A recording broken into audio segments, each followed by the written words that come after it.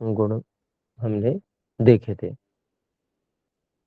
इसके बाद में फिर कृतान्न वर्ग आता है, अर्थात जो अन्नों को हम परिपाक करते हैं और अनेक प्रकार से पकाते हैं, तो उनके गुण किस प्रकार के हो जाते हैं, इस बारे में हम आगे अब देखने वाले हैं। कृतान्न वर्ग में सबसे पहले पेया है। पेया के विषय में संभवतः हम कुछ चर्चा कर भी आए थे।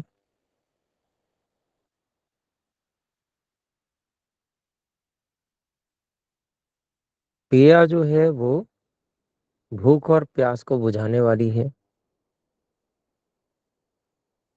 ग्लानि, दुर्बलता, पेट की बीमारियां,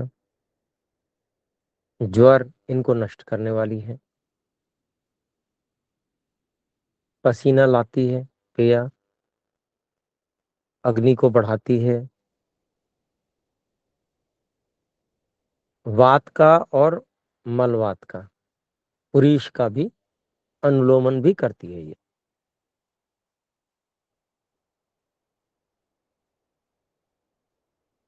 पेया एक तरह से अन्न का ही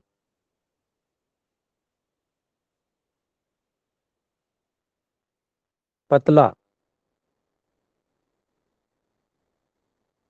निर्माण होता है, मतलब अधिक पानी डालकर भुने हुए अन्न को और पकाया जाता है, और उस पानी में उसका जो अन्न का सार है वो आ जाता है, और बहुत पतला होता है, वो पिया जा सकता है, इसीलिए उसका नाम पेया है। धीरे धीरे उसको पिया जाता है।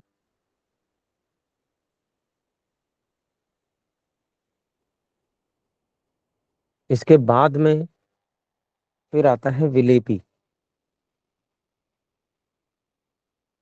पेया तो बिल्कुल पिया जा सकता है, लेकिन विलेपी ऐसी होती है जैसे उंगली में अगर लगाया जाए उसको, तो उंगली में चिपक जाएगी। पेया जो है वो चिपकेगी नहीं। पेया जो होगी वो चिपकेगी भी नहीं। वो तो जैसे पानी निकल जाता है उंगली से, वैसे ही निकल जाएगी। लेकिन विलेपी जो है, अगर विलेपी को थोड़ा सा उंगली पे लगाया जाए तो उंगली पे चिपक जाती है। तो इतनी गाढ़ी वो होती है विलेपी। है ये भी पतली ही, ये विलेपी है। तो ये जो विलेपी उसी अन्न की बनी, लेकिन थोड़ी सी गाढ़ी हुई पेया से। तो ये जो होती है पकाने किससे बनती है, और ये तर्पण करने वाली है, तृप्त करने वाली है, संग्राही भी होती है, हल्की होती है ये विलेपी, रुचिकर होती है, और हृदय के लिए हितकारी होती है।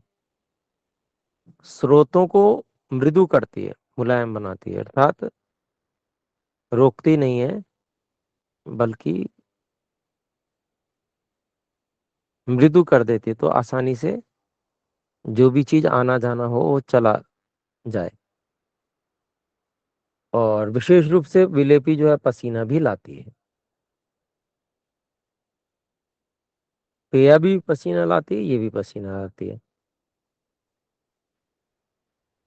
तो ये हमने दो चीजें देखी। कृतान्न वर्ग में सबसे पहले पेया है, और दूसरे नंबर पे विलेपी है।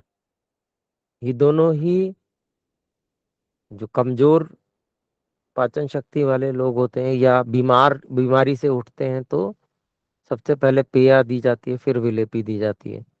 जब पेया अच्छे से हजम होने लगती है, बल बढ़ता है शरीर का, भूख भी बढ़ती है, तो फिर विलेपी देते हैं दूसरे नंबर पे।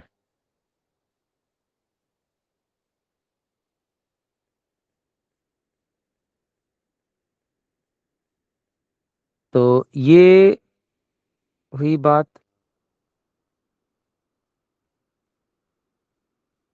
फिर उसके बाद आता है मंड।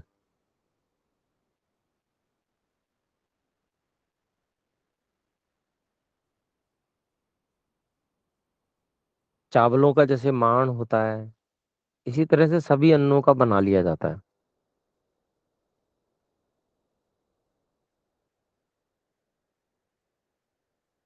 तो अन्न से मांड को अलग कर लेते हैं, उसी की बात यहाँ पर की जा रही है। तो जिन लोगों ने लंघन किया हो, अर्थात कुछ समय से भोजन ना किया हो, भोजन उन्होंने बीच में छोड़ रखा हो, तो उनकी भी जो है अग्नि मंद हो जाती है। भोजन नहीं करने से अग्नि मंद हो जाती है।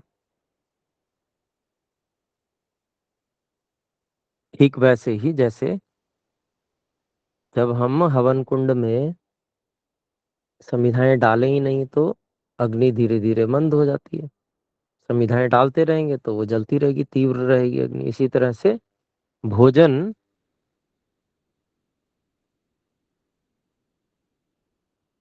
आवाज में दिक्कत है क्या? नहीं जी, सही आ रही है।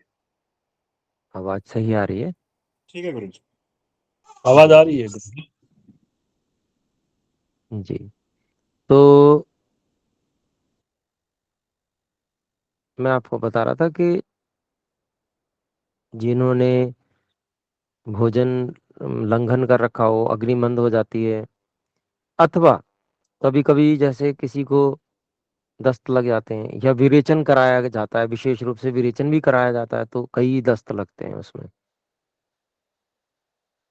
तो ऐसी स्थिति में भी फिर जब दोबारा से आरंभ कराया जाता है भोजन, तो बड़ी सावधानी से कराया जाता है।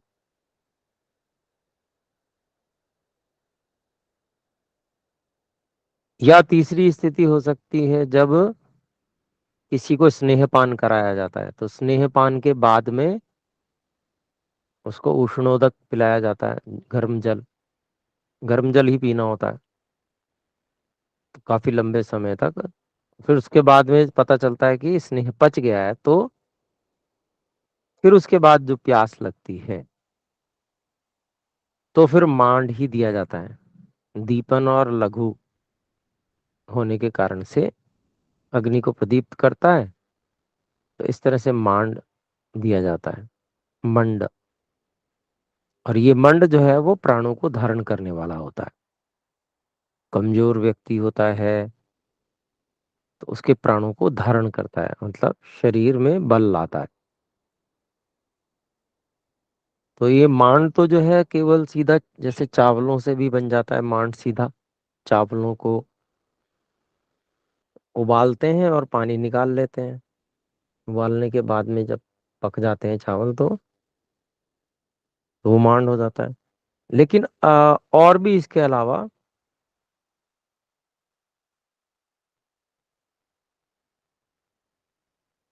पेया एक बनाई जाती है, लाजा पेया।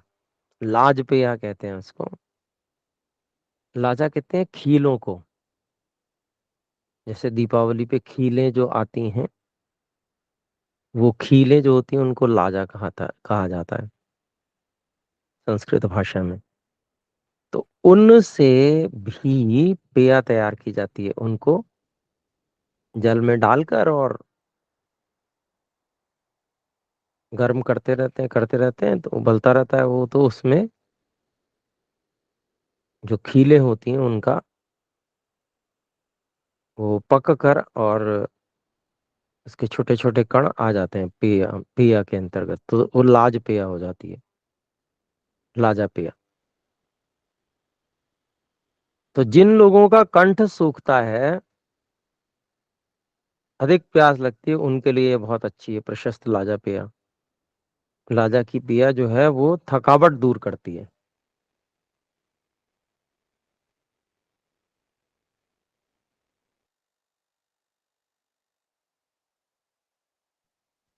तो यहाँ ये थकावट दूर करने वाली है, लाजाओं की जो पेया होती है।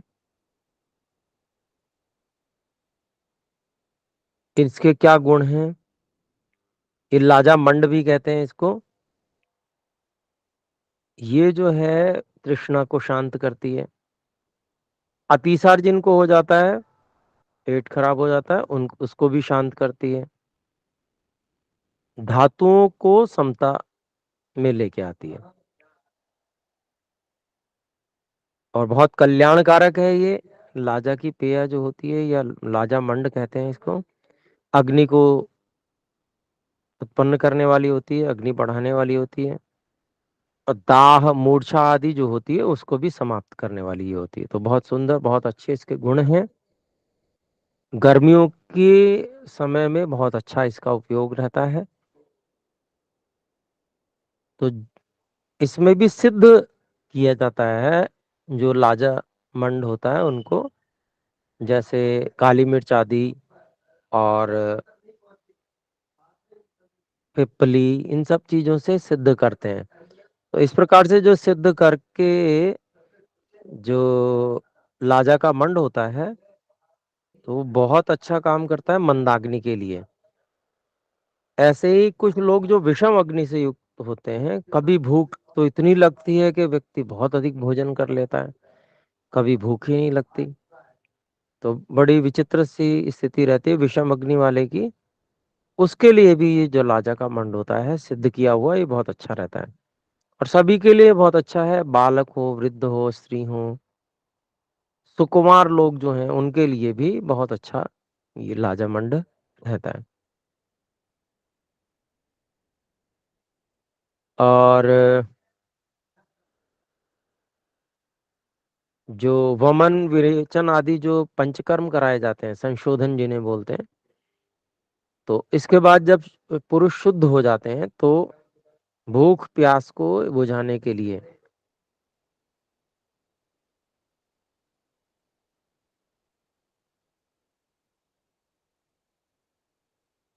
लाजामंड का प्रयोग किया जाता है। और ये भूख और प्यास को बुझाता है, मल को लेकर आता है, मल उत्पन्न करने वाला है। और इस लाजामंड को खट्टे अनारदाने से साधित किया जाता है। अनारदाना होता है, खट्टा होता है, उससे सिद्ध करते हैं तो थोड़ा खट्टा बना जाता है इसमें। पिपली सौंठ से भी इसको सिद्ध किया जाता है। तो ये इस प्रकार से संशोधन संशोधन के बाद में इस प्रकार से लाजामंड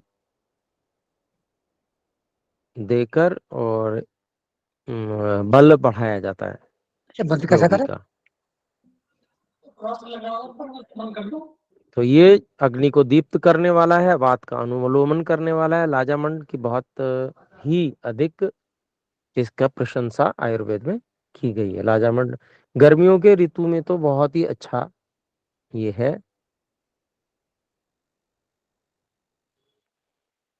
फिर इसके बाद में कृतान्न वर्ग में ही आपका ओदन आ जाता है। भात कहते हैं जिसको, चावल को पकाकर बनाया जाता है। तो इनको जो किस प्रकार से बनाया जाता है, ये भी बनाने का ढंग है। सबसे पहले चावल को बहुत अच्छी प्रकार से धोया जाता है, थोड़ा रगड़ के, मल के धोना चाहिए। और धोकर बहुत अच्छे से फिर उसके बाद में उसको भिगोकर, और फिर उस भीगे हुए भात को, भीगे हुए चावलों को, और फिर पकाया जाता है। पकाने के बाद में जब चावल जो है गल जाते हैं, तो जो उसके अंदर मांड होता है उसको अलग कर दिया जाता है। तो अब ये जो भात बना मांड अलग करने के बाद में, ये भात जो है, और ये गर्म होना चाहिए, ठंडा होने के बाद में फिर भारी हो जाता है। तो जो ये गरम गरम भात है ये हल्का होता है।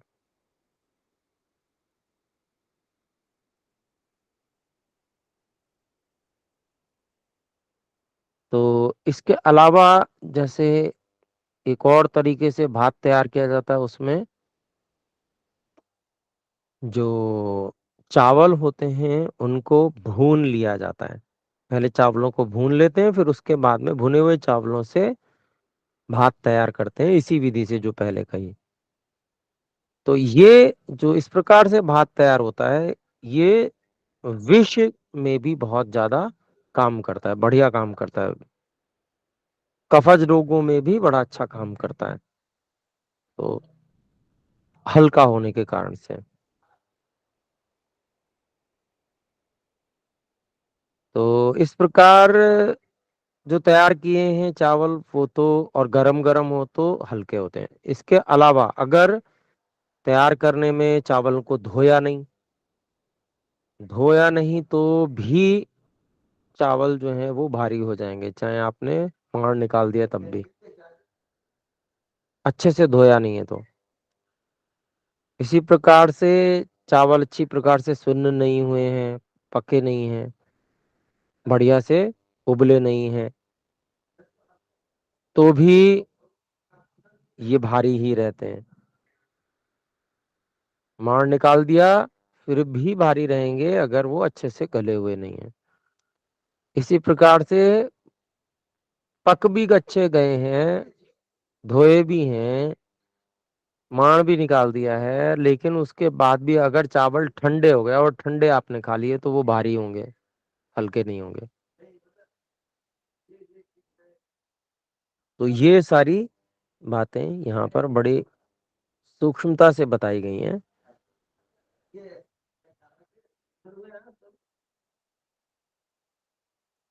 तो इसमें और भी जो बातें बताई गई हैं, जो उदन भात होता है उसको अनेक प्रकार से बनाया जाता है। कई लोग जैसे बिरयानी वगैरह टाइप बनाते हैं, अर्थात सब्जियां मिलाकर। तो सब्जी हैं, आलू आदि सब सब्जियां मिलाकर इसको बनाया जाता है, तेल और घी उसमें मिलाया जाता है। अथवा कुछ लोग फलों के साथ भी भात को तैयार करते हैं,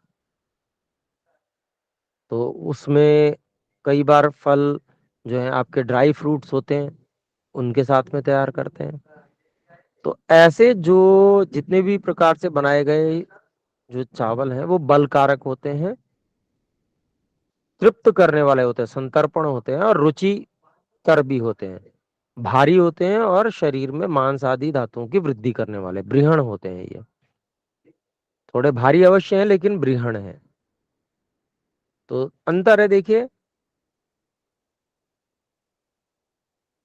इसके अलावा उड़द मिलाकर भी, तिल मिलाकर भी बनाए जाते हैं, दूध में बनाए जाते हैं चावल, या मूंग मिलाकर बनाए जाते हैं। तो ये जितने भी प्रकार से बनाए जाएंगे, ये बनाए जाते हैं।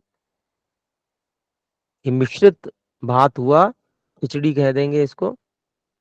तो ये भी जो है बलकारक होते हैं, ये भी गुणकारी हैं। जैसे अन्य सब्जी आदि मिलाकर बनाए थे, ड्राई फ्रूट मिलाकर, जैसे वो बलकारक होते हैं, ऐसे ये दाल आदि मिलाकर भी जो बनाए जाते हैं, दूध में बनाए जाते हैं, उड़द आदि से बनाए जाते हैं, ये सब भी उसी प्रकार गुणकारी हैं, भारी अवश्य होते हैं। तो ये भी बलकारक, संतर्पण, रुचिकर, भारी और बृहण, मांसादी धातुओं की वृद्धि करने वाले। तो ये हमारे ओदन की चर्चा हुई। ओदन बहुत प्रकार के हो गए, और जितने प्रकार के बनते हैं उन सब का विवरण भी यहाँ पर दिया गया। एक सामान्य चावल जो है हल्के होते हैं, वो कौन से हल्के होते हैं वो भी बताए गए। इसके अलावा जो अन्य चीजें मिलाकर बनाए जाते हैं उसमें से फिर वो उसको क्या कहते हैं, माण आदि नहीं भी निकाला जाता उसमें, तो वैसे भी भारी तो रहेंगे ही वो। लेकिन अन्य चीजें और मिला लेने से, दाल आदि या शाक आदि या दूध अथवा घी तेल, ये सब चीजें मिला लेने से ये और अधिक बल कारक हो जाते हैं, भारी तो थोड़े होते ही हैं चावल। इसके बाद में एक और प्रकार से जो भोज्य पदार्थ बनाया जाता है उसको कुलमाश कहते हैं। तो कुलमाश जो है सभी अन्नों का बनता है, जौ आदि का भी बनता है कुलमाश। ये भारी होते हैं, रूखे भी होते हैं, वातवर्धक भी होते हैं, मल को लाने वाले होते हैं। तो इसको क्या करते हैं, जौ का आटा होता है, उसको गूंथ लेते हैं और उबलते हुए पानी में छोड़ते हैं तो वो स्विन हो जाता है थोड़ा, और फिर उसको निकाल कर फिर से पानी में मला जाता है उसको, और उसके पूड़े बनाए जाते हैं घी में तेल में पकाकर। तो इस प्रकार से जो बनते हैं उनको कुलमाश कहते हैं। या फिर जो आधे पकाए जाते हैं, जैसे उसको कहेंगे हम स्टीम कर लिया, थोड़ा सा भाप भपा दिया, इस तरह से जो चने होते हैं और जौ होते हैं, इनको भी कुलमाश कहा जाता है। ये तो आजकल बाजार में बेचते भी हैं लोग इस प्रकार से, उसमें कुछ ऊपर से नींबू आदि छिड़क कर, और इस तरह से कुलमाश बेचा करते हैं। चने आदि की तो काफी बिकते देखे हैं हमने बाजार में। फिर आपका आता है मूंग के कुलमाश। जैसे उड़द के भी कुलमाश होते हैं। तो जितने भी जो दालें हैं सूपे जाति, तो इन सब में जो द्रव्य होते हैं उनके भी गुलमाश बनते हैं। ऐसे ही गेहूं और जौ, जौ की तो बात की ही थी, तो इनके भी अर्धशुन्न करके, अर्धस्विन्न यानी कि हाफ स्टीम कह दें उसे, तो इस प्रकार से भी इनको साबुत भी इस प्रकार से स्टीम करके और फिर उसको कुलमाश के रूप में खाया जाता है। और जैसे जैसे जो द्रव्य होता है, जैसे अब मूंग है तो वो हल्की है, उड़द भारी है, तो जैसा द्रव्य है उसके अनुसार उसको हल्का भारी समझना चाहिए, ऐसा विशेष उस द्रव्य के अनुरूप होता है। सामान्य रूप से तो जो कुलमाश के गुण हैं, क्योंकि वो पूरा अच्छे से पका हुआ नहीं है, उसको आधा ही पकाया गया है इस तरह से, तो उसमें कुछ गुण इस प्रकार से रहते हैं कि वो कुछ भारी भी रहते हैं, रूखे भी होते हैं, वातवर्धक भी होते हैं, मल को लाने वाले भी होते हैं, तो ये गुण भी उसमें रहते हैं। फिर इसके बाद में, ये तो कुलमाश की बात आ गई, अब इसके बाद में जो यूष होते हैं उनकी बात करते हैं। तो यूष जो होते हैं,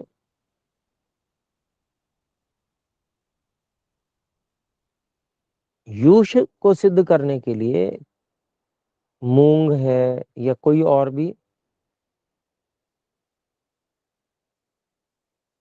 इनको क्या किया जाता है, थोड़ा सा भून लिया जाता है। ईशद भ्रिष्ट कह रहे हैं, तो थोड़ा भूनकर 14 गुना या 18 गुने जल में इनको पकाया जाता है। और जब इनको पका लेते हैं तो जब आधा जल रह जाता है तो ये हमारा यूष सिद्ध हो जाता है। अर्थात उस द्रव्य के कण, सूक्ष्म कण जो है वो जल में मिल जाते हैं अच्छे से, तो ये यूष तैयार हो जाता है। तो जो ठोस भाग है वो हटा लेते हैं और केवल जो तरल तरल भाग इसमें बचता है उसका प्रयोग किया जाता है, उसको यूष कहते हैं। तो ये जो यूष है वो दो प्रकार के हैं, एक अकृत यूष और एक कृत यूष। तो अकृत यूष जो है वो हल्का है, कृत यूष कुछ भारी है। अकृत यूष में कोई संस्कार आदि नहीं होता है, जो का त्यों गरम गरम प्रयोग कर लिया जाता है। और जो कृत यूष होते हैं उसमें लवण हो गया, काली मिर्च हो गई, ऐसे ही पिपली आदि चीजें, मसाले, हींग, जीरा आदि का, और उसको घृत में भून कर उसका संस्कार कर दिया जाता है। तो ये सारी चीजें डाल दी जाती हैं, तो ये जो है थोड़ा सा भारी हो जाता है, हल्का सा, उसकी अपेक्षा से, अकृत की अपेक्षा से ये थोड़ा सा हल्का सा भारी हो जाता है। लेकिन इसमें संस्कार हो जाने के कारण से और कई गुण आ जाते हैं। जैसे जैसे द्रव्य डालते हैं उसके अनुरूप गुण आ जाते हैं। जैसे घृत आदि से संस्कार कर दिया तो घृत के गुण आ जाएंगे, कुछ स्निग्धता आदि इसमें, हींग आदि आ गई तो वात नाशकता भी इसमें हो गई विशेष। तो इस तरह से तो अकृतयूष और कृतयूष।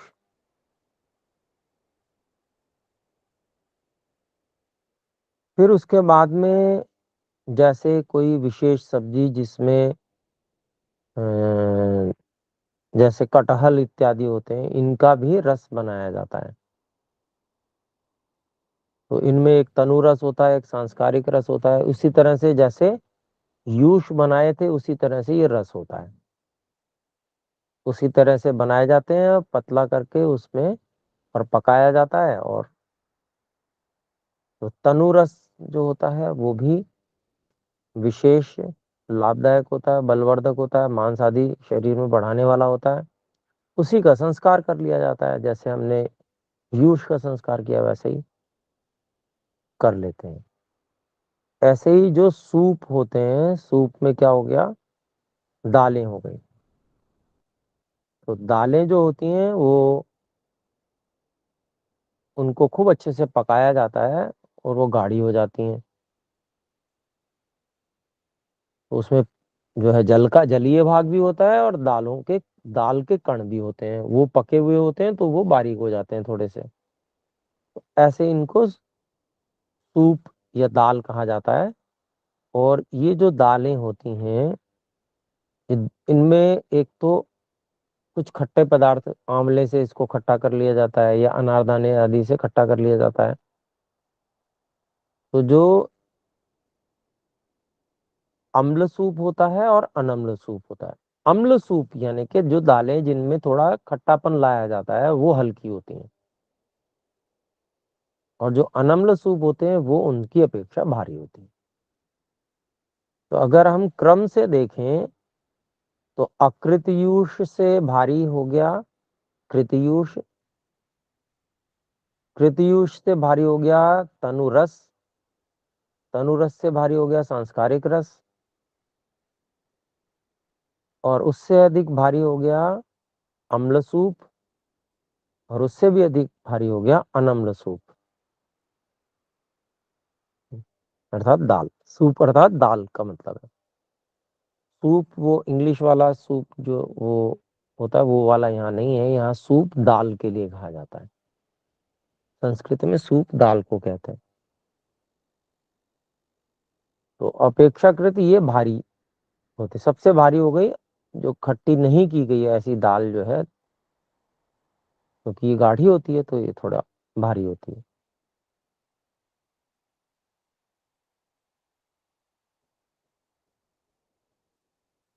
और विशेष इसमें यही है कि सब बल को बढ़ाने वाले हैं, शरीर में मांस आदि की वृद्धि करने वाले हैं।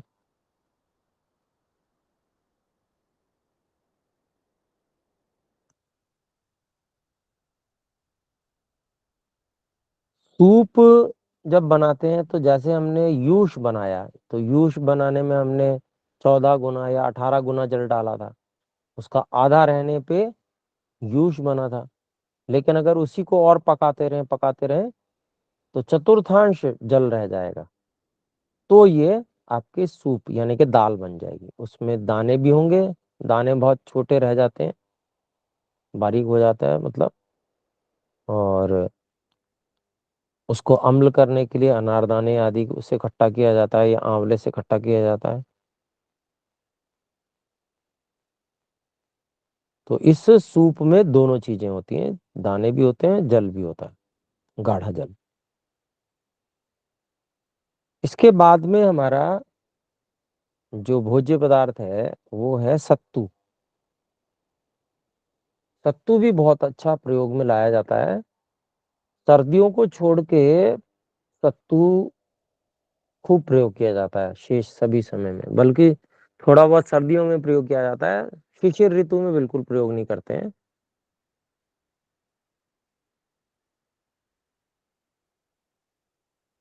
तो ये सत्तू जो है वो वातवर्धक है, और वर्षा ऋतु में भी नहीं करते हैं क्योंकि वातवर्धक है।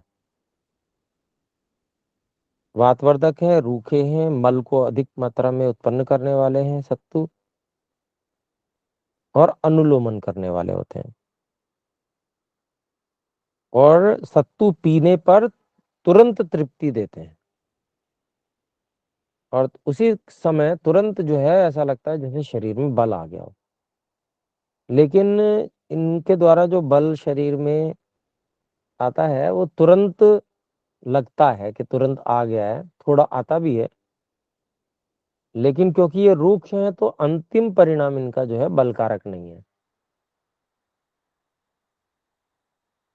तो तुरंत ऐसा लगेगा कि जैसे हाँ बहुत अच्छा लग रहा है, शरीर में बल है, लेकिन जो परिणाम रूप में यदि कहा जाएगा तो क्योंकि रूक्ष है इसलिए परिणाम में बल कारक ये नहीं है। तो ये सत्तू आपकी जिनकी बात हम कर रहे थे, ये सत्तू आप या तो चने का समझें या जौ का समझें, उनके गुण ये हम मान के चलेंगे। लेकिन हमारे शाली चावल जो होते हैं, लाल शाली भी होते हैं, दूसरे शाली चावल भी होते हैं, उनके भी सत्तू बनते हैं। तो जो शाली चावलों के जो सत्तू हैं वो मधुर होते हैं, हल्के होते हैं, शीतल भी होते हैं, संग्राही होते हैं, रक्त पित्त का नाश करने वाले होते हैं, प्यास और ज्वर को नष्ट करने वाले होते हैं। तो यहाँ तक हम आज रखते हैं। एक हाथ खड़ा हुआ है, कृपया बोलें क्या कुछ कहना चाहते हैं। अनम्यूट कर लीजिए, या गलती से हो गया है वो, सुनील मिश्रा जी का। चलिए ठीक है, तो आइए हम सब मिलकर एक बार ओम का उच्चारण।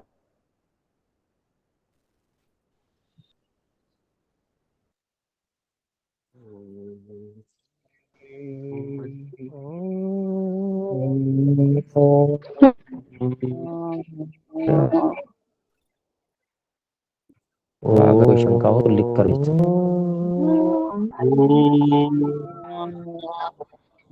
सभी को सादर नमस्कार।